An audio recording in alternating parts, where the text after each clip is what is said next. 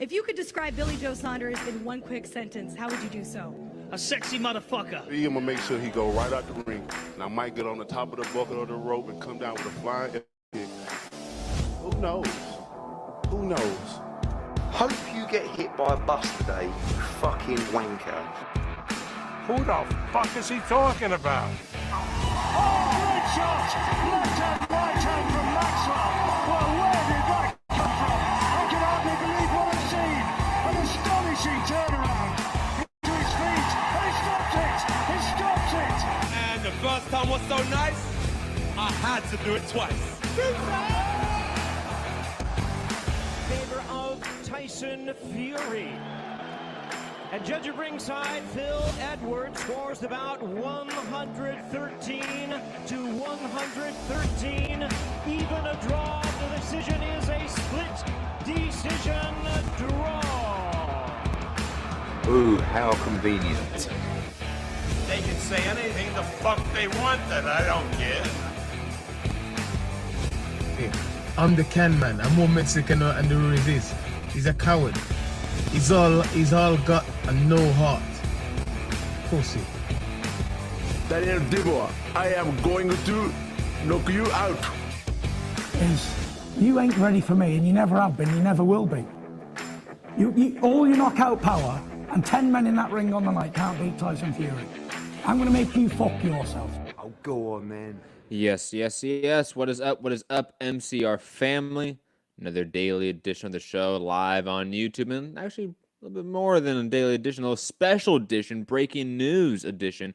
I want to get this show and content out to you guys as soon as possible. When I saw the news drop from Mike Coppinger concerning the pay-per-view buy rate of Deontay Wilder, Tyson Fury 2, I am Matt the Hipster Hunter. Find me, Matt Hunter, MCR, on all social media platforms. Hit the like button, share the show, all the YouTube stuff, all that fun stuff. Listen on podcast form, drop that 5-star review on iTunes, and share the show as well.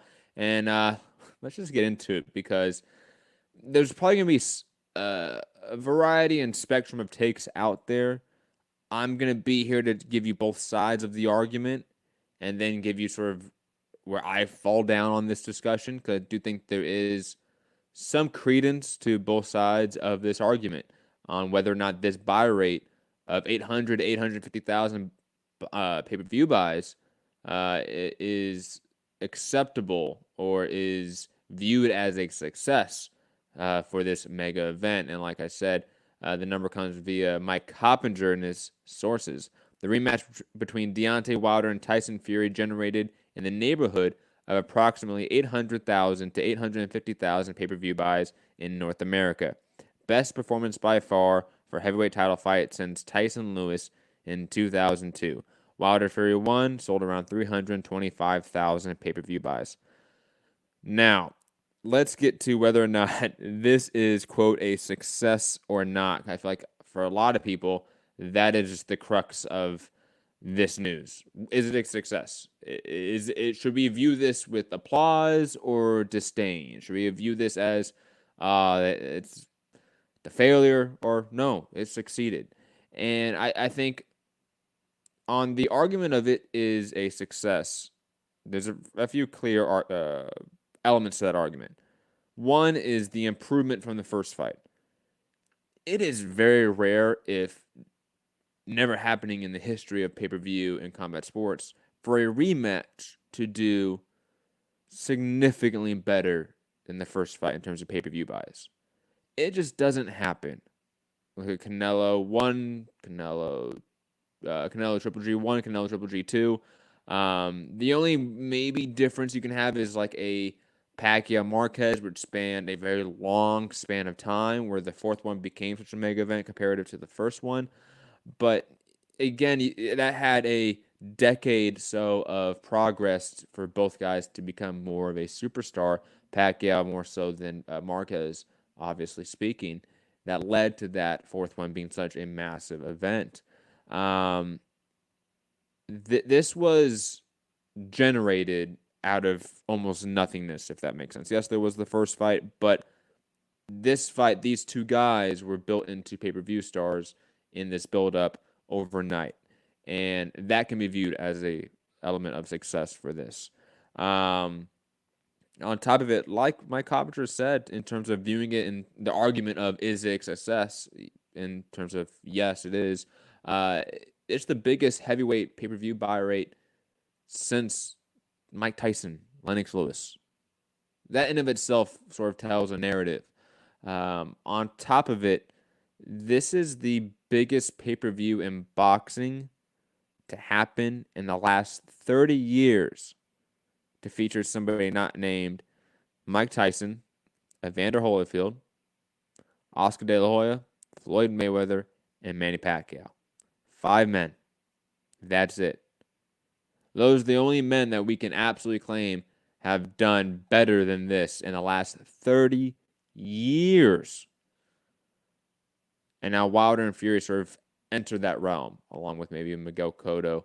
Though even when Miguel Cotto was an ace against Margarito, and as I said, the rematch, they did about 750,000 buys. So, it's close to this.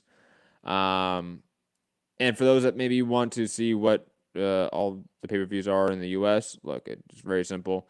Wikipedia has it, and well-cited, well-sourced and everything. You can see basically every pay-per-view in UK and US history and all that stuff. It's very simple. Just type in pay-per-view Wikipedia and you will find it. But it's pretty apparent that, again, if you're not named one of those 5 guys, you're in this wasteland of success or non-success to a degree. Look at Roy Jones Jr. up here, barely scratching over 100,000 buys.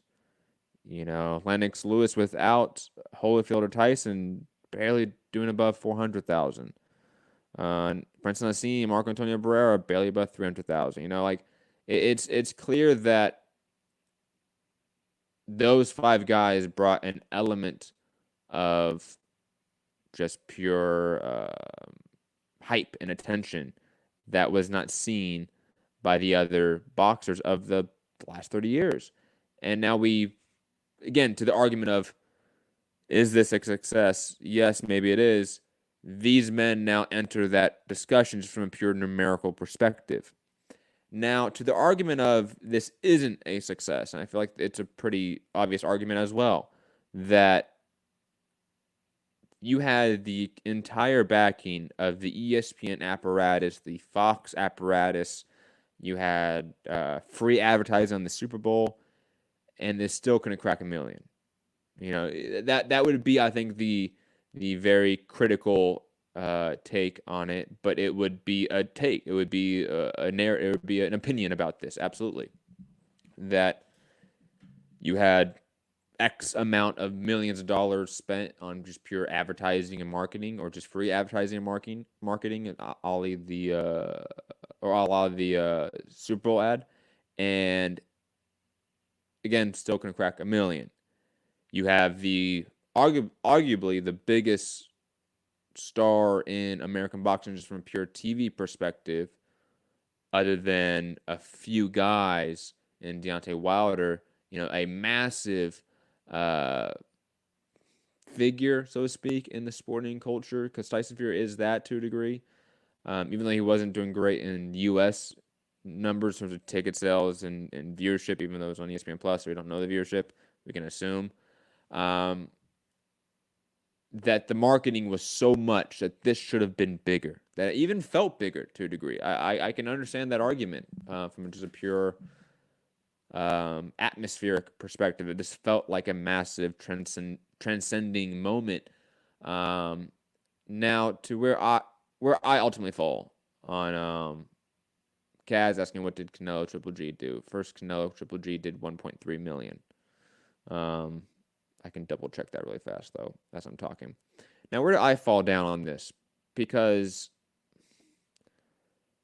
and before I get to that, actually, let me add an element from good supporter of the show, good listener of the show, Andre Diakonu, talking about sort of piggybacking off of the narrative of, look at all the push from ESPN and Fox. How did this not break 1 million? How did this not break that threshold? And that being a sign of the pay-per-view market, it being indicative of the pay-per-view market right now. I think that's probably true to a degree. I I want to push back on that slightly, and this is probably where I'm going to fall back on in terms of my opinion overall.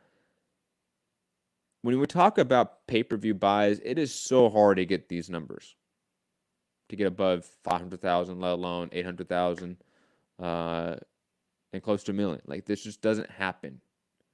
Doesn't happen often back then as well. I mean, I can look over these stats again with you guys. I can show them again. I'll do it. I mean, just let me get up here. No, that's not what I wanted. Here we go. That's what I want. I mean, let me count how many do close to 1 million on just this. This is 1, 2, 3, 4, 5, 6, 7, 8, 9, 10. It's about 20, 30 pay-per-view events. 1, 2, 3. 3 events from 2003 to 2008. 3 events did close to 1 million. Or 1 million. You know, like, you had the run around this era from 2008 to 2013, 14, right, where Pacquiao and Mayweather were just trading events over and over again, but they were the only ones doing events. Like, look at it. It's only Pacquiao. It's only Mayweather. And the ones that don't, Hopkins, Roy Jones 2, 150,000 buys. Cotto, Antonio Margarito 2, 600,000 buys. Okay. And even like the off events for Pacquiao, like Pacquiao Claudio does only 700,000 buys. Or only 700,000, right? Tim Bradley, Juan Manuel Marquez, 375,000 buys. You know, like, and then you have sort of the end of sort of their run as pay-per-view stars in terms of Pacquiao, especially, you know, Pacquiao, Brandon Rios, 475,000 pay-per-view buys. Let's be honest here. This is a success. Could this have been more with the marketing? In theory. But ultimately speaking, I think I come down to, in my personal opinion, that these two guys are not pay-per-view stars. Wilder has done 2 pay-per-views in his entire career. Both did under 400,000 buys. First Fury, second Ortiz. Did really good numbers on Showtime, as it's well documented. Tyson Fury, never on pay-per-view, other than the Wilder fight. His run on US TV has been largely non-existent, and the push from ESPN and Fox created a cultural event that did largely transcend. You know, like, you may not think it because it didn't hit that million, that special number, but it did. It did very close. If it did this rumored 850,000 pay-per-view buys, it is damn near close to being that million. And it's, again, still a transcendental sporting moment for our sport. It is. Let alone the UK buys, let alone the pirated views and downloads. Like, this was massive. And I don't see how you can really argue that this isn't a massive event, and that the numbers prove that. The gate was the biggest gate in Nevada history for a heavyweight fight. That's insane. Okay. And now it's the biggest heavyweight pay-per-view since Tyson Lewis. And it's the only pay-per-view in the last 30 years in boxing to do over 800,000 pay-per-view buys, okay, with names not featuring those 5 names: Mike Tyson, Evander Holyfield, Oscar De La Hoya, Floyd Mayweather, and Manny Pacquiao. You can add Canelo in the mix as well, but most of his events never did 1 million. You know, I think he did 9 total pay-per-views. 5 out of the 9 did not break 1 million. You know, like, that's just the God-honest truth. So I don't see how you really spin this one to be a bomb or a failure. It's not. It just isn't. Maybe you can say it broke even from a pure, like, business perspective, but they were fine with this breaking even. from a pure business perspective. Because guess what? And I explained this a little bit on today's show.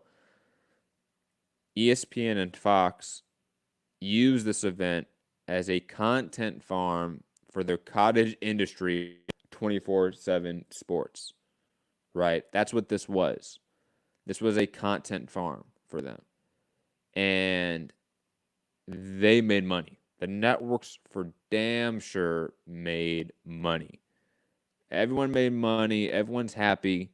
And to act like this didn't is, again, ignorant of the last 30 years of pay-per-view history that you all can easily look up. Enrique Ramirez saying, the question you should ask, will this help Wilder or Fury do more pay-per-views against average Joes? To a degree, Enrique. Will do as much as these? Obviously, no, right? Like, let's say if Wilder fought Adebanaki, right? Would that do this buy rate? No, of course not. It won't have the marketing, it won't have the budget behind it. It doesn't have the appeal, obviously, as a Tyson Fury fight does. But these guys, I would say, especially more Fury than Wilder. Wilder's already at a pretty good base level of like 250,000 buys. That's probably got jumped up maybe 50 by 100,000 buys easy as his base going forward. You know, I would sort of assume that.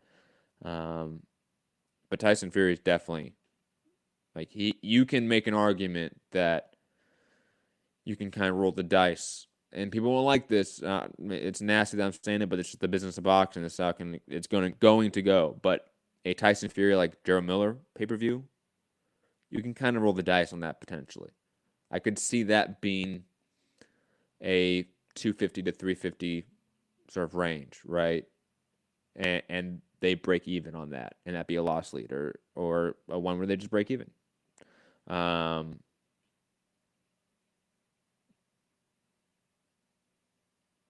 God of War saying the event is massive, but the pay-per-view numbers should be higher. People are willing to pay, but not $80. I do wonder if they drop the price down, what it would be like, how much it would change. I would assume homie Evan Mikowski over at Aficionados, he's going to have a good breakdown of this on his next podcast.